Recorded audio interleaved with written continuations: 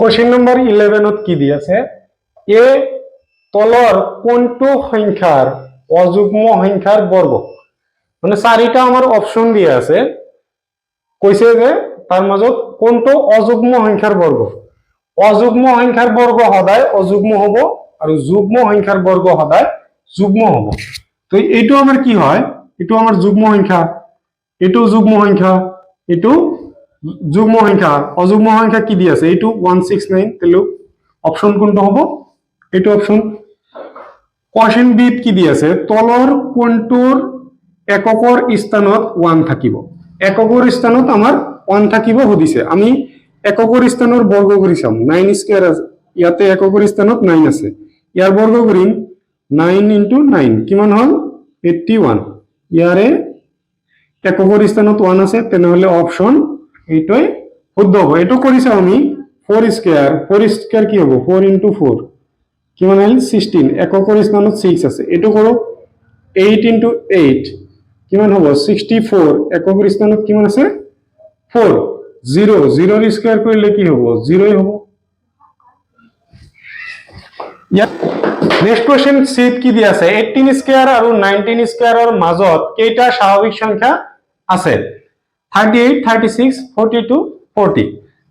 কেনেকৈ কৰিম এনেকুৱা দিয়া থাকিলে আমি 18 আৰু 19 প্লাস কৰিম কিমান হ'ব 18 আৰু 19 প্লাস কৰিলে কি হয় 37 ইয়াৰ পৰা জাস্ট 1 মাইনাস কৰি দিম কি হ'ব 36 তেনেহলে অপশন আমাৰ 2 হৈ যাব নেক্সট কোশ্চেন দি আছে ডি তলৰ কোনটো বৰ্গ সংখ্যা নহয় সোয়া এটো হল 21 into 21 হল আমাৰ 441 এটো হয় 24 into 24 এটো হল 27 into 27 তেনেহলে আমাৰ বাকি থাকিল কি এটো বৰ্গ সংখ্যা নহয়